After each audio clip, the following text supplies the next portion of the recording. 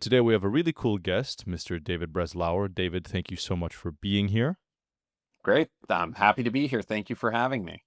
So to those of you listening and or watching, David over here is the founder of Bolt Threads. So I'm going to let him describe everything. David, please give us a little bit of information about the company, what gave you the ideas for it, and how it started. Yeah. Well, that's a big question. Bolt Threads was founded on the belief and premise that we can make way better materials for a way better world. And what that means is there's a lot of natural materials out there that evolution has invented, come across, that we don't have access to today, that some of which are extraordinarily high performing, greater than the synthetics we have. Almost all are biodegradable, circular, you know? When you think of spider silk, like Spider-Man spider silk, that's an extremely strong material. But, we're not all drowning in spider webs. These things go back into the environment at a reasonable rate. So, how can we access those materials? And when we started Bolt, we had access to a lot of the latest and greatest technologies for industrial biotech, new ways of harnessing this material for commercial production. And so we went forward and started this business on the premise that we can access these otherwise inaccessible materials and deliver them to the consumer. And did you get your idea for this because you liked Spider-Man so much, or did you have a scientific background or a different combination of things? Yeah, my background, my undergraduate degree is in bioengineering and my PhD is in bioengineering. So I had biology, I was biology and engineering curious all the way through, but I hadn't actually figured out what I wanted to work on. Um, I started studying, almost stumbling into, how do spiders make silk, particularly from the material science side. Um, like, how did these tiny little creatures make such fine, soft, strong fibers? And I got honestly completely obsessed with it.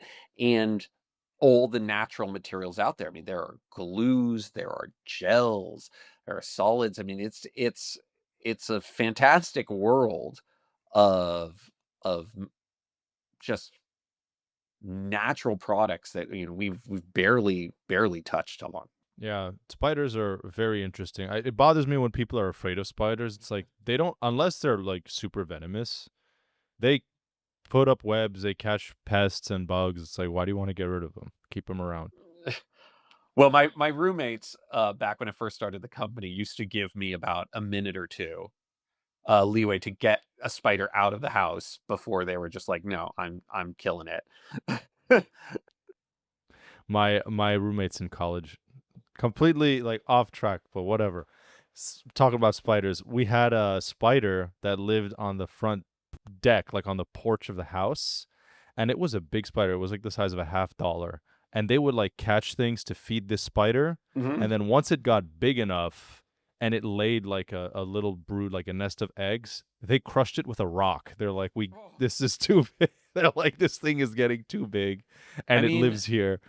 if it makes you feel any better, after they lay their eggs, the females die anyway. Yeah, So it was on its way out. If that's yeah. if Yeah, they that's discovered the any nest and comfort. they're like, we're not they've been watching too much like Love, Death and Robots or whatever that show is called. So they're like, I don't trust this.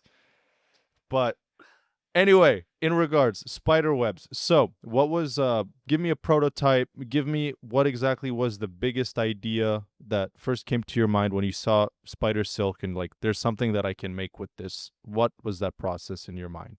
So it's a great question because I think this gets to sort of the heart of challenges in deep tech as well, just the general area of commercializing science. It was really easy to imagine a lot of very cool things with spider silk, everything from a personal web slinger to super strong and lightweight clothing, um, new sails for ships. And so there are all these really exciting prospects. However, when you start really digging down into what is solving a problem for a customer, what what can this new material do that is so advantageous that someone's going to want to switch? The problem gets a lot harder, particularly for a new innovation where things are more expensive. So here's an example. We talked about sales at one point because oracles, these oracle races were a big thing in the Bay Area. Well, turns out also that the ship sails are exposed to such high UV radiation that they degrade incredibly quickly. The bigger problem is UV degradation, not strength. And so navigating that became part of one of the biggest challenges of the entrepreneurship journey. Because we were heavily in apparel for quite a while. How do you make super strong, super soft clothing, and found that people love talking about it. They love the idea about it, but not a lot of people are actually buying it. Fair enough. And I think one of the reasons why a lot of people are avoiding to buy some of the material clothing that we have that's more synthetic is a lot of the studies that have actually come out within the last few years about how a lot of these things have microplastics and so on, and those are actually leaching into your bloodstream and into your body when they warm up. So when you're sweating, that's why I've noticed, me in particular, like this is like normally a gym shirt for me. This is a cotton shirt. It's like I don't wear like the super flexible synthetic material clothing anymore. One, this is more comfortable. But two, it's like I don't want to risk, even more microplastics Yeah. getting into Well, us than we already have. so that's right on. So that's what we leaned into was, look, we started, high performance and biodegradable, but let's talk about non-toxic and materials you can make using all these, natural materials that are beneficial, again, largely because they are benign from nature, unlike some of the synthetics that we use, which we have a lot of additives that leach out. There are waterproof proteins, essentially proteins that make surfaces super hydrophobic that we could use to replace um, the synthetic fluorinated chemistries that are otherwise pervasive on our outdoor gear and are now getting banned. Um, What so types of there's a things are getting lot of banned? cool now that sustainability is really, or I should say, not just sustainability, but the personal health aspect of sustainability has become an increasingly important area for people. That's that's that's actually translating to a lot of new opportunities for this space. Hmm. And what types of materials were being banned? I'm sorry, you mentioned something They're earlier. called PFAS, basically fluorine-based Teflon is essentially like Okay. Teflon sheds. It's incredibly good at what it does, these molecules, in terms of making your materials waterproof, making your pan stick resistant. Oh But yeah, all that stuff is like poisonous. but it Yeah. sheds, and now it's, in everybody's bloodstream. It's incredibly hard to break down. Hmm. Yeah, that would be nice. I think I spoke with a professor in our second episode. I apologize that I forget his name, but I mentioned him so much. We were talking about how like smoke and microplastics allow all these things to get to the air, and then we obviously absorb them. It would be nice if there was like a pill or something that you could take that would like absorb all these materials and like expunge them from your body. There are people working on, enzymes that for degrading plastics, and it's not, even if we were to completely remediate the world, all of a sudden, no more microplastics or nasty chemicals anywhere. You still have whatever's accumulated and residual in your body. Yeah, It's not too much of a logical leap to think that there's probably someone out there working on a probiotic that contains bacteria that make the enzyme to degrade microplastics. that would not I be a bad sometimes wonder, investment like, idea. maybe they should make that for cows, for cattle, given the amount of plastics that they consume from the grass that go into their meat that then humans consume, or Fair. fish or otherwise. Like, I don't know what the answer is, but I would not be surprised to find out someone's working on exactly that. Yeah. Yeah, that would be a good investment idea. Mhm. That's a smart opportunity. If somebody gets that to work, There it is. I yeah, provide it to the exactly. world. Don't be so generous. So, tell me a little bit about, so you started this company. You had a couple of people, I'm assuming, that were with you from the beginning. What was the main idea? What was the one moment that you saw, hey, like a spider's web, and you're like, this is what I'm starting the company with. This is the first thing I want to create. So it's actually two pieces, and it was quite a serendipitous story. I was in graduate school at UC Berkeley working on I became completely obsessed with how do spiders make silk, but I was particularly focused on the mechanics of it, the material science of it. Spiders and silkworms as well, they secrete this large protein that is a silk protein, and it makes a sort of gel inside their body, a thick gel, and then from that, they extrude this tiny little filament, and they just keep making more of this gel. And the glands, if you look at the glands under the microscope that make the fiber, they're extraordinarily complex in how they process the protein into a fiber. I was absolutely obsessed with that. And I had been trained in graduate school on building microscale systems. I was very interested in systems that, were like the size of your thumbnail, but could do very complicated fluid actuations. So it suddenly became, what seems obvious in my mind, like, how do I take these systems and build them to make basically a synthetic silk gland? I had assumed that biotechnology had gotten to the point where you could make an abundance of silk polymer, and that the real problem was how do you turn it into a fiber that was, worth a damn, that was good for anything. I did not realize at that point that that was false. Biotechnology had advanced a lot, but still couldn't make the complexity that is a silk polymer. So the only source I would have for silk material is cutting open spiders, which make such a minute amount of liquid, you can't even manipulate it. So I was suddenly at wit's end going, oh my goodness, I've had my head in the books and in design for 2 years. How do you make a machine that can make silk fibers? Completely ignoring how do you make the silk, precursor. Again, it was almost fairy tale like. I was introduced then to a professor at UC San Francisco, so right across the Bay Bridge, who was working on exactly that. And he introduced me to his students, and they were working on engineering a microbe specifically focused on a way to use biotechnology to make silk precursor. But they had no way of doing anything with that, of turning it into anything useful. That's where I came in.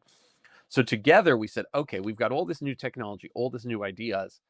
Let's figure out if there's an opportunity here. And we applied for government grants, proposing everything from bulletproof vests through textiles through medical materials, and we got a bunch. And that's where the company started. It's so interesting because that's a question I wanted to ask you a little bit later on, is have you thought about, or if the military had contacted you about any sort of thing like related to this clothing company? Because if it's, all natural, made in America, I'm assuming made in Yep. America, and is resilient and tough, flexible, water resistant, the first thing that comes to mind is the US Army is going to come knocking at your door. Yes, so you're right. And the military is very interested and has been for a long time, because this isn't the first, it's not the idea that spider silk could be useful for all these things is not new. Mhm. It's just we had a new way. Nobody's been able to manufacture it. The challenge with selling to the military is that, it's nearly a decade long procurement process. So, as excited as they are, and as excited as the possibilities are, building a business that supplies material to the military industrial complex is incredibly challenging. So, they've been extremely helpful with grants, and encouraging us along the way, but building a virtuous cycle of a business out of that. We had Silicon Valley like investors who are like, where is our revenue in 2 years? not 10 years. And so that's a big challenge you're trying to make when you take Hmm. venture capital dollars. You have to Fair think about a enough. shorter time scale than the military.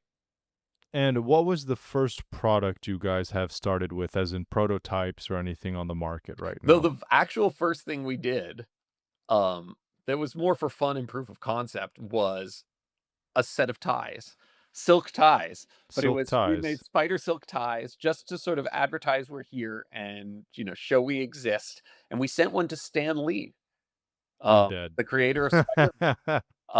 And my co-founder called him or wrote a letter to him. I think you could find the video on YouTube. Said, "Hey, we made this spider silk tie," and we actually got a call back. He said Spider-Man was always his favorite of the characters, and he was so honored to have received this 100% spider silk tie made in Emeryville, California. That is so freaking cool. And That's what caught the eye then of Stella McCartney and some designers who were very interested in then using natural, you know I'll call it, biotech natural materials mhm, in their product line. very, very cool. And so now to get a little bit into more of a science and uh, technological conversation, the spider silk that you are making, is it? I'm assuming it's not the same chemical compounds, or is it? What is the It's differences essentially between? the same. Because let me explain how the biotechnology process works. You can design now with modern tools, and this wasn't true 20 years ago, say. You can design a protein or a DNA sequence on the computer and literally order the chemical and you get that custom DNA sequence. It didn't used to be like that. But then once you have the DNA, it's very sort of Jurassic Park style. You stick it in a microorganism and the microorganism makes that material that you design. So we design a spider silk and we then order the DNA for that spider silk protein, put it in a microbe, and that microbe produces what is exactly what we designed. So you're limited only in so much as what you can, design and conceive of. There are other practical constraints, but for all practical purposes, you can make an exact same spider silk. So how are you making that silk? So you're putting into a microorganism, it's producing the silk. Is it like a machine that's producing Yeah, it? yeah. How Good does this question. work? So let's explain the biotechnology and then I'll explain all, fiber spinning and everything else. Please, yes. So you want to make the precursor first. And the way biotechnology works is you engineer a microorganism to make your product. And in this case, spider silk protein. So these microorganisms, they grow, they grow, they grow. And as they grow, they spit out this material. It's exactly the same as a beer brewing process where you feed in sugar, salt, your yeast, and you get alcohol out. That's how you get beer or, other alcohols, depending on how you purify it. But in this case, you feed in oxygen, salt, sugar, and you get protein out. And then you separate out the protein, you purify out the protein. And then in our process, when you have a big pile of powder, now you need to convert that into something, depending on if you're making fibers, it's a fiber spinning process where you then take that powder and put it through an extruder that basically expels it into a fine fiber. Or if you're making a film, press it down into a film. That's if you're making something like say saran wrap or aluminum foil, just as an example, to all the way to a solid. You can make essentially bricks or pieces like that. That's how almost all polymer processing works. You get your material and then you shape it with temperature and pressure and um, various directions and forces. So just to make it clear, that's extremely fascinating. But so you have a machine and it produces, the DNA that you order in, you place it into their microorganism produces it, Mhm. and then it produces that protein as a powder. It produces that protein in its vat, Okay. and then we dry it down into a powder. Oh, okay, understood. Mm. Okay, and then you do with that powder as you mentioned. Yeah, So you either turn exactly. it into a filament or you turn Exactly. it amazing. That is so cool. And and so like I know that And you guys have a couple of different things going on, but like you have B Silk, XL Silk, Milo, if those are the correct ways I'm mm, pronouncing it. Explain those to me, please. I yeah. wanna understand how the whole thing works. So, okay. So Microsilk is our silk fiber used in apparel. So just And for clothing. that's what we've been talking about up to this point. We also, through a different process, made Milo, which is a leather alternative. Now, that's not made through a protein, that's made through a mushroom like fungus that actually grows sort of roots. And you can process those roots in a way to make a material that feels like leather. So again, it's a biological material that grows and assembles, and then it looks under the microscope just like leather.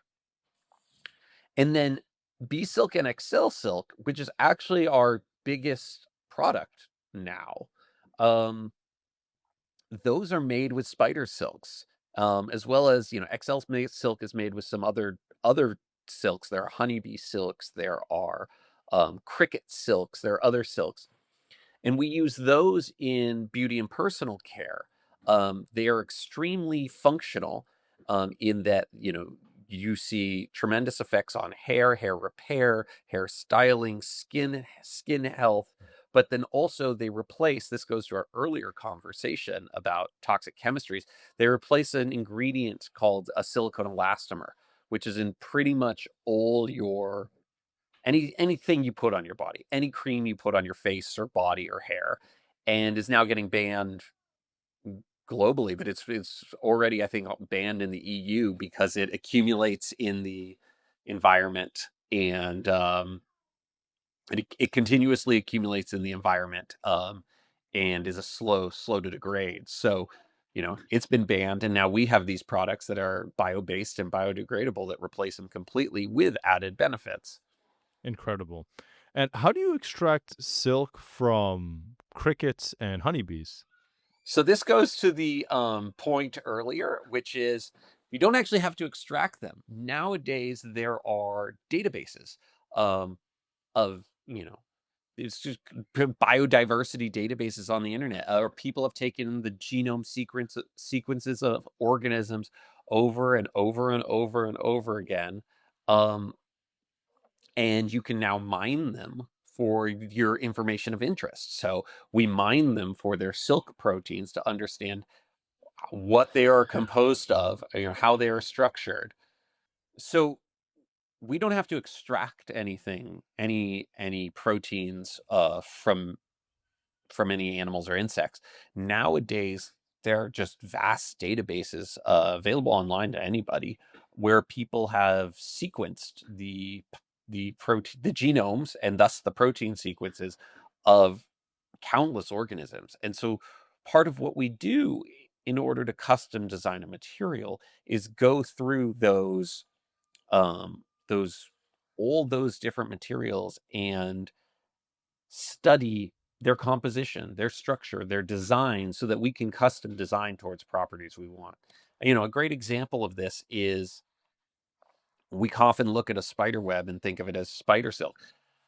There are actually six different types of silks that this one spider makes. While some as stretchy as spandex, and some as strong as the Spider-Man web slinger silk, and that's just from one spider. And you can see the blueprints for how to make those different materials. No, that's incredible. And I actually wanted to ask, so this is a perfect segue into that.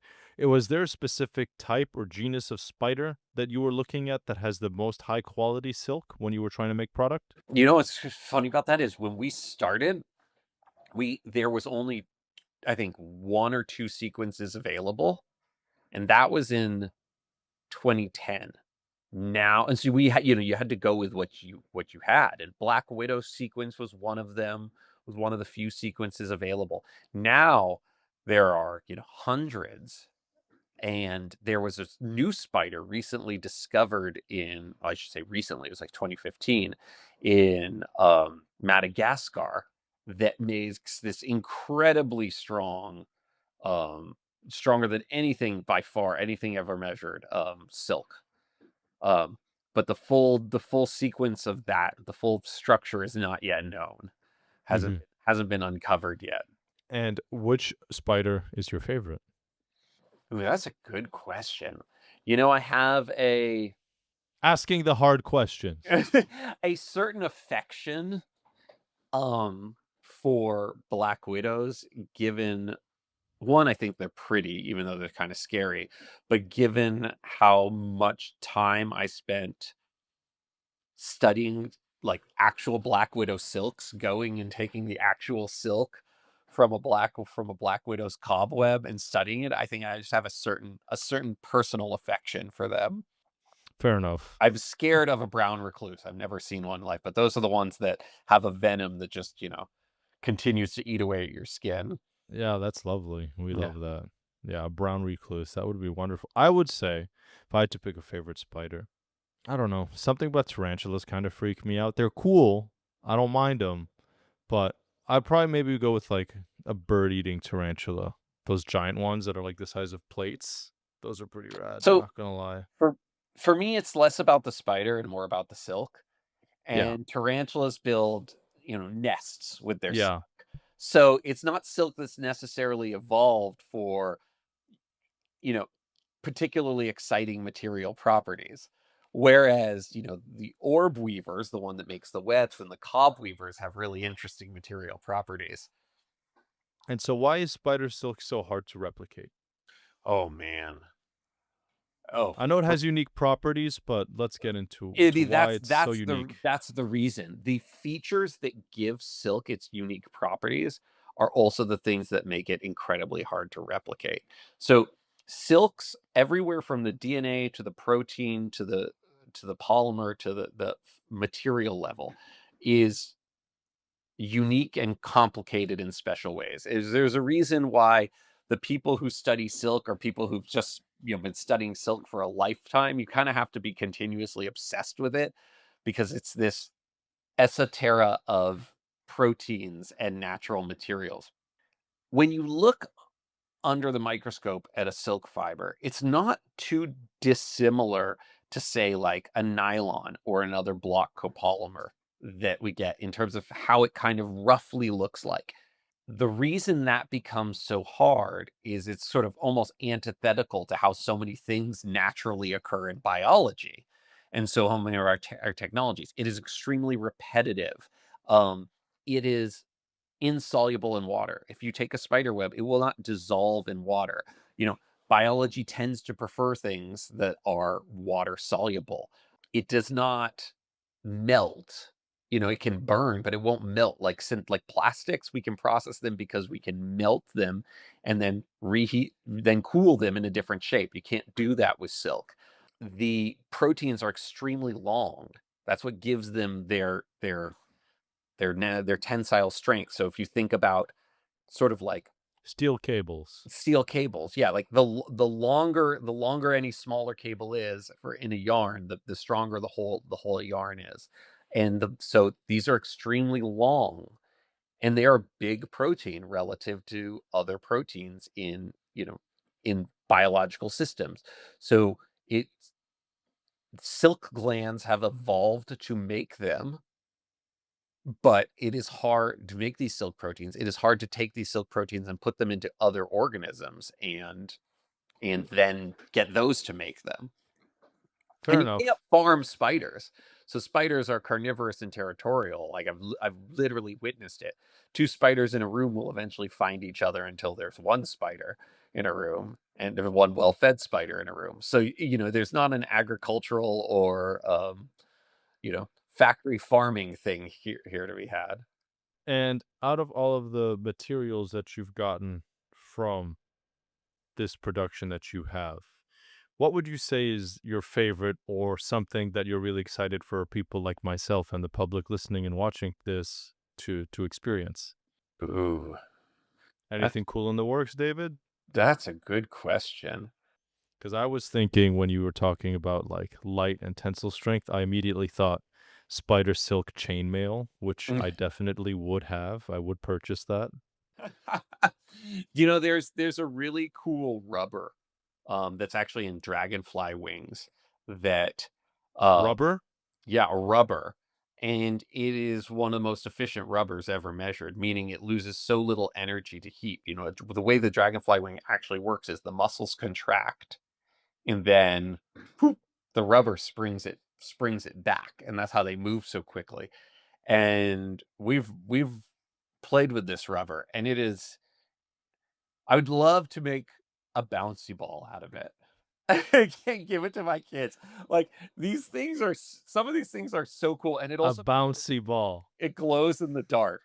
It's just like, imagine a super crazy bouncy ball.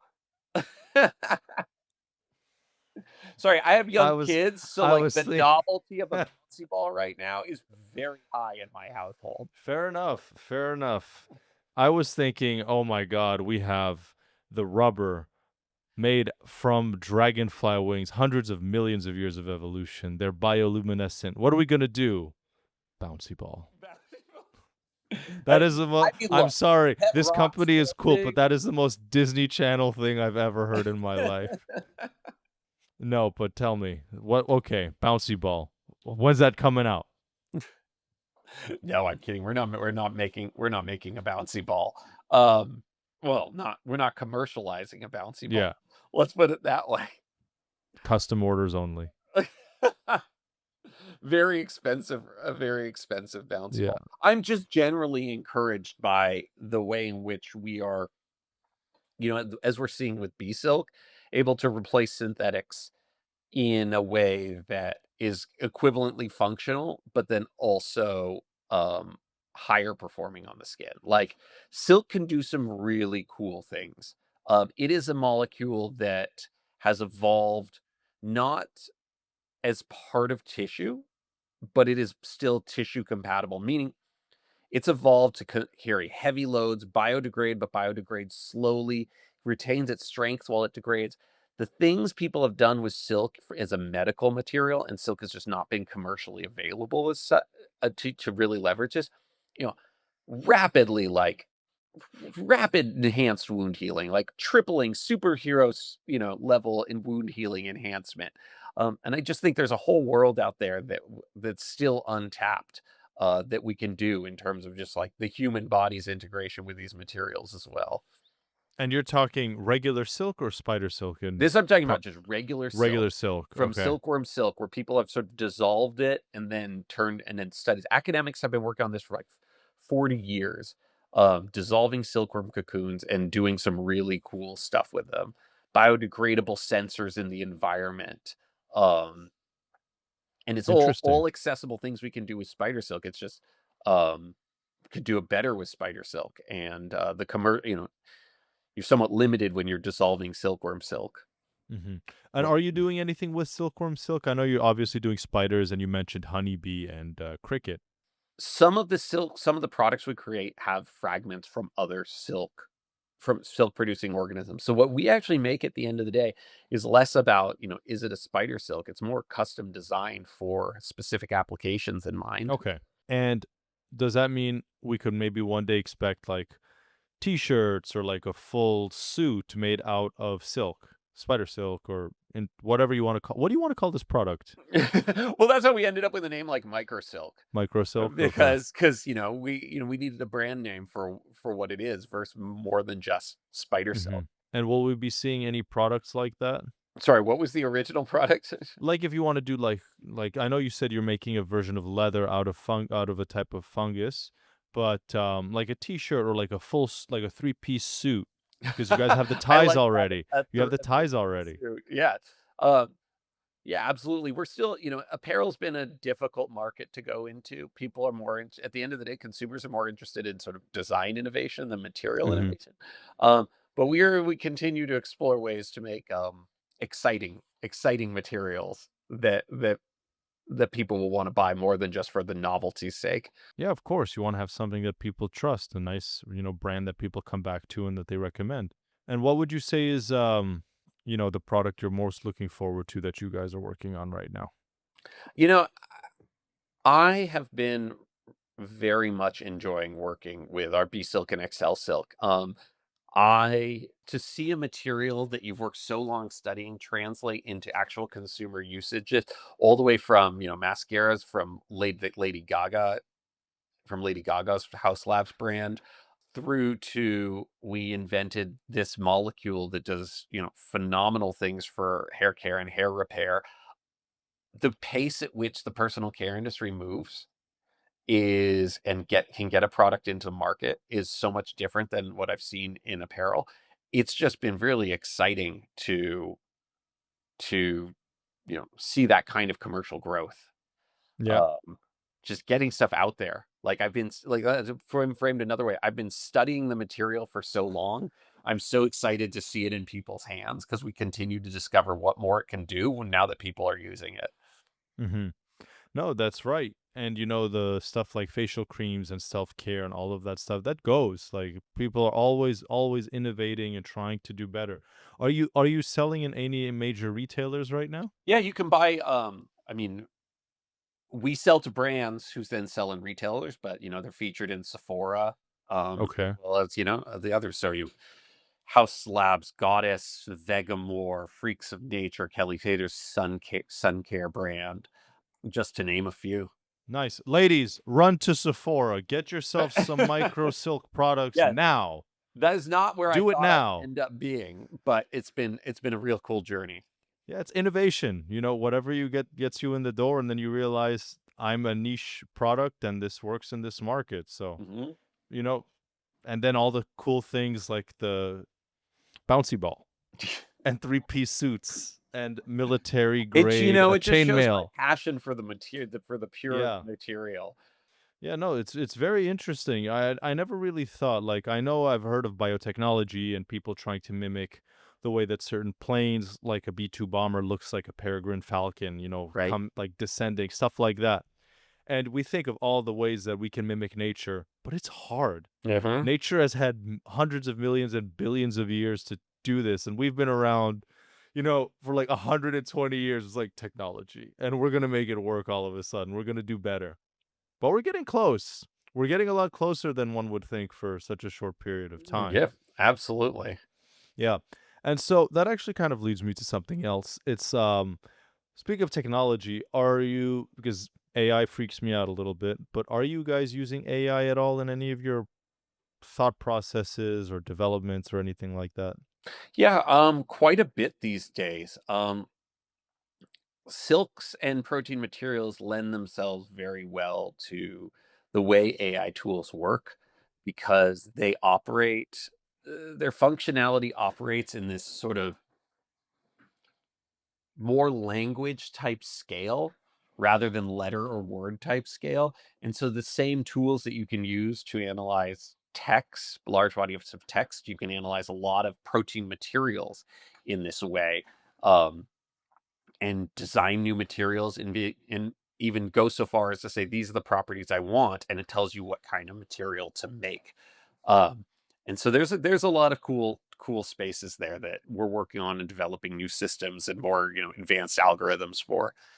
Very, very cool. Yeah, AI scares me a little bit. Like I mean, I it think that it there's a it can do place, some but it can crazy things. freak you out a little bit. We're not doing anything that's outside the domain of silk design. Yeah.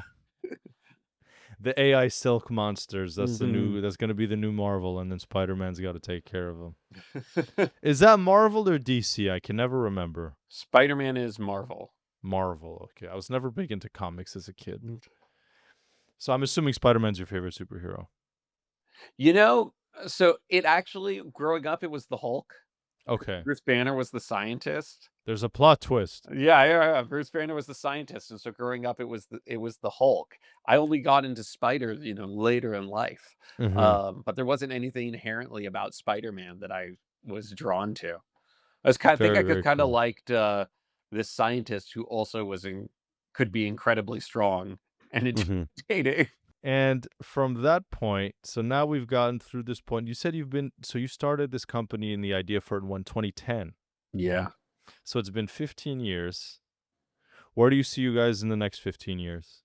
Well, as you said, AI is scary. I don't know where AI takes us all. Yeah. Um, but but really, grounded in what we originally believed, I think there is just such a tremendous a number of materials that we can, you were talking about microplastics and toxic chemicals and this and that. And I think we can replace so many of the materials we use with better performing and healthier versions, all out of just stuff that or is already out there. We just need to, get to the point that we're mass producing it. What's another product that you think we can replace um, using any sort of natural materials or products? Because I was thinking, I think single-use plastics are, for some reason, still popular. Mhm. I don't understand. I understand why. Plastic is very malleable. It's very easy to make in a mass scale. It's ships everywhere. It holds its container, whatever you have, water or anything. Like I have hydro flasks and I have like this glass bottle. I don't Mhm. have plastic bottles. But what are some things that you see that you think we could replace in the near future realistically? Realistically, in the near future, that are product level, I have been very curious about, and I know this is also gets political because I think there was just some ban on food dyes, but there are a lot of proteins in nature that generate color and ways in which you can generate some very interesting color palettes, but with just protein. Mhm. So you don't need pigments, you don't need other types of dyes or synthetic dyes or this and that. Just using a color palette that has evolved from nature. And I find that a very intriguing proposition for something I think we could access Yeah. relatively short term. Yeah, sure. I mean, doesn't Europe, or at least some European countries, I know they're not all in the EU, but I think it's EU members use certain insect pastes for certain colors in products like Skittles or certain cereals or candy, things like that. I believe that's correct, Yeah, but that doesn't really happen here. there's a specific color red that I think comes from an insect Hmm. with the taste, and people are there. We're not working on this one, but there's a company trying to make that with biotechnology, Hmm. so completely vegan, animal free. Yeah. It's so weird to me. People are like, ew, we're using bug paste, but will willingly like consume plastic. Like this is what type of backwards idea is this? Oh, an insect. It's disgusting, but what I put into my car, tremendous. Yes. Give me more. Give me more. Fuck the microplastics. I want to I be mean, one macroplastic. plastics look sterile. Insects look creepy. Yeah. I mean, Creepy. I never quite understood this in the realm of like, this goes to, again, your comment earlier about what you wear. My experience in the personal care industry is people care very much that what they put on their face is, related to if it's good for the environment, meaning they have to know it's good for the environment to expect that it's good on their face. You Hmm. put the exact same stuff in clothes and it's next to your skin all the time. It's just, a human perceives it very differently if you're rubbing it on your skin or you're wearing it against your skin. Hmm. Yeah, it's sort of a cognitive dissonance. It's like, is it really affecting me that much? Well, you're wearing it for 8 hours a day. Yeah. The cream will dissolve within 20 minutes. That's been absorbed, but this product is constantly being worn on you multiple times a week. There's going to be some sort of overlap, and people I don't think realize that. Absolutely. Yeah. Yeah. It doesn't quite click. Yeah. I'm a big fan of what you're doing. I Thank think that you. that's very cool. I would definitely buy a three-piece suit whenever that comes out. But the leather aspect, I actually do want to talk to you a little bit about. I know we're running a little bit on low on time here, but please give me some examples of what you guys want to do with the fungus leather, and if it has a cool name. These are Milo. Milos Yeah, are leather Milo. Yes. alternative. Yeah. And it was, you know, a big push, particularly as the plant-based meats became popular, Hmm. by the big brands to find an alternative that wasn't also plastic leather. So pleather, as you get, or vegan leather, Hmm. a plastic leather, and so people are looking for alternatives. Turns out, y- you know, there are ways when you look at leather under the microscope, you realize what really holds it together, what gives it all this strength, are these collagen fibrils. And so we found a fungus that grows something that's almost equivalent and use that to then make the alternative to leather. So cool. Yeah. I mean, mushrooms and like fungus in general, they're they might be a cow's favorite, life form aside from themselves and grass. You could get a mushroom burger. You could Yeah. get mushroom leather. I mean, even because I love to cook, I saw this recipe where you can get like I think they're Yanaki mushrooms, Mhm. and you can fry them, and it's just like chicken. So I mean, the they're fungus are incredibly coming. versatile, and there's a lot of different kinds of them. But Yeah, again, it's like that's very true. it's what's interesting to me about this is it's all material processing. You're taking a material and you are processing it in a way to give it a texture. Um, Hmm. whether you took, you know, cow muscle or whether you took mushrooms, you can't always get the same texture, but oftentimes you can get something quite Hmm. similar. Yeah. As long as it's close, I mean, I don't think people really care. I mean, there's a tactile sensation that we associate with leather, but I think most people, if you're buying a leather belt or leather Right. shoes, it's like this is not 100%, domestic cattle leather. I don't want it, or water buffalo. Like, I don't think anybody's really thinking that way unless you're like a crazy person. So I think if something looks like leather, feels like it, smells like it, applies like it, oh, and plus it's not going to stay in a landfill for 1,000 years or whatever once it's damaged or it can't be recycled any further. I think that definitely has appeal to people. 100%. Yeah. I mean, absolutely. There's a lot of excitement for it. And then to cap off Hmm. our show, we have a big question we like to ask guests here. And I guess I also like to add my own spin on it. It's even though you're not necessarily this isn't necessarily something that's related to Bolt or to yourself. But what are some things going on in the world scientifically or anything that you want to talk about that's giving you some questions or has you curious or some advancements in science that you see happening that you look forward to? Oh, that I look forward to. Because I was going to say um, something I'm really curious about that that's completely unrelated to Bolt. And I think neural nets and AI is helping people try to untangle this, is just how human learning works. I find it very perplexing and but interesting that there's sort of a dissonance in how our brains work. Like how you can if you can understand a language but not necessarily speak it. You can you can explain how to ride a bike but not necessarily be able to ride it. And like I find that just sort of a fascinating aspect of how the human brain works in just again this complete sort of lack of symmetry in areas or the the distinction between conceptual learning and experiential learning and how those can get applied. I just sort of like how does that all work? Why Hmm. does that, why does that work? And I think there's some interesting work going on using neural networks or the back so what's behind AI tools to try to understand how does the brain work in that context. No, that's a fair point. I think it's interesting. Some people can understand a language, but they can't necessarily speak it. I don't know if it's because they're embarrassed and they're lying and they just don't I want to mean, speak it. I grew up with some French around, and I can understand it very well, but without practice, I lose my ability to speak it. Fair enough. Why? I don't know. Yeah, the human mind works in such an Mm. interesting way. So hopefully we'll find out how Yeah. all of this stuff works. But I do like that some things should be more mysterious. I don't think Okay. it's fun when you know how every single thing works. There's always going to be another layer of mystery. Exactly. David, thank you so much for joining us. Thank you for explaining Bolt and your company's very cool things and exciting news and all of that. Everybody, thank you so much for tuning in. Until next time, take care. Thank you.